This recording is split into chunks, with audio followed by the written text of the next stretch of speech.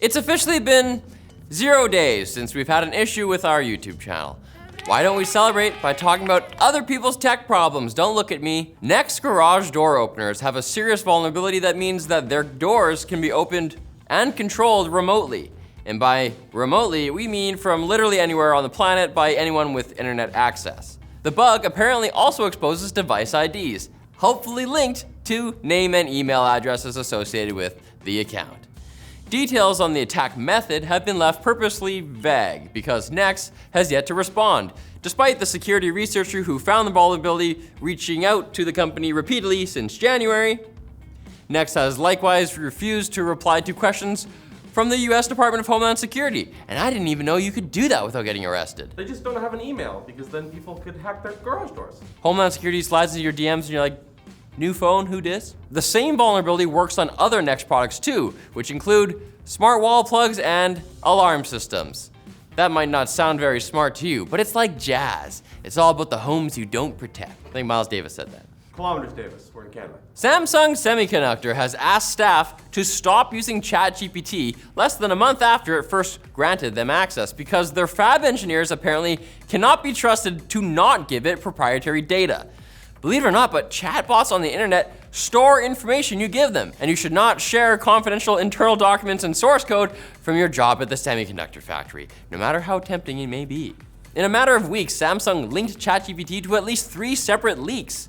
It's like telling your least trustworthy coworker about your last doctor's appointment. You might as well just announce your test results to the whole break room. Samsung plans to develop its own AI for internal use, which will hopefully contain the problem. It's not clear to what degree, if any, OpenAI might be legally responsible for information ChatGPT retains and reveals, but a recent legal suit might determine OpenAI's responsibility for the reliability of its output.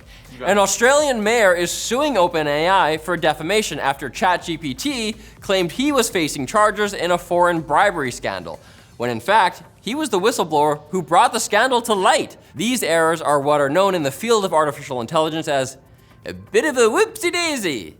So hot now. TikTok has been fined £12.7 million for potentially tracking and profiling children. An estimated 1.4 million UK children, also known as lads and lasses, under the age of 13, used TikTok in 2020, which, when you do the math, comes out to a fine of around £9 per child.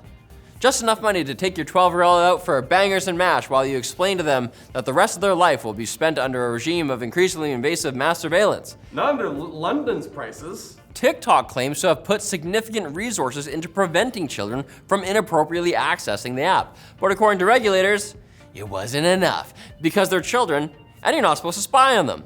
Hopefully, ByteDance will be able to scrounge up the £12.7 million somewhere in their $80 billion revenue they made in 2022. I guess we'll see. Now it's time for the quick bits, brought to you by VistaPrint, where you can unleash your creative side and print some wicked personalized products.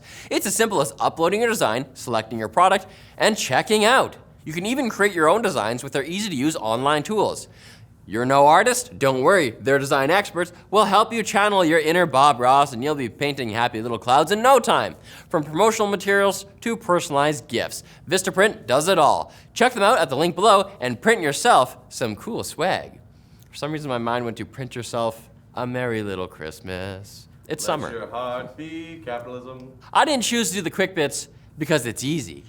It's actually really hard, but no one will let me stop.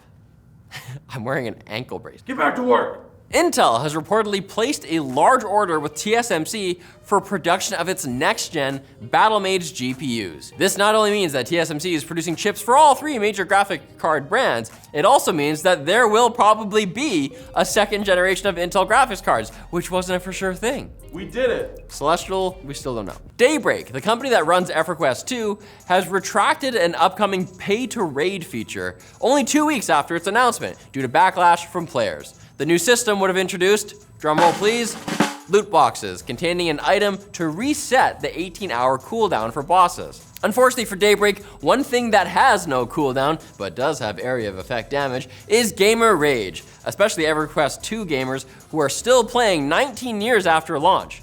Seriously, when you're an MMO with fewer than 30,000 active monthly players, you should cherish each and every one of them. Looking at you, Jerry. Jerry? Probably one of them. VR may not be as cool as Mark Zuckerberg hoped. In a recent survey of American teenagers, only 29% said they owned a VR device, with only 4% saying they use VR daily. And it's totally for homework. Don't get weird. Now that's inside-out tracking.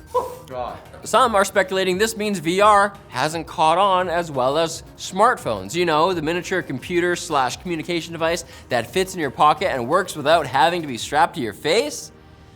Did you really need to call thousands of teenagers to figure that out? James, why are you talking to teenagers? Who calls teenagers, you know?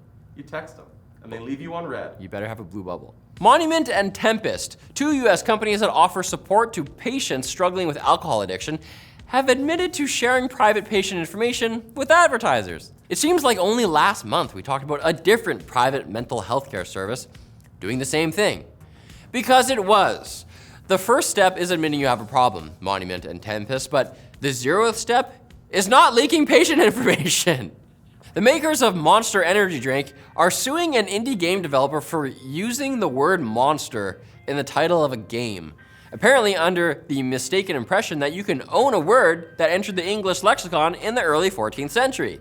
In 2020, Ubisoft apparently renamed its game, Gods and Monsters, to Immortals Phoenix Rising, a much, much worse name, after a similar dispute with Monster. Now Monster's going after small developer Glowstick Entertainment. And what kind of large, frightening, fantastical creature would do something like that? You'd have to be a... Not Hideo Kojima.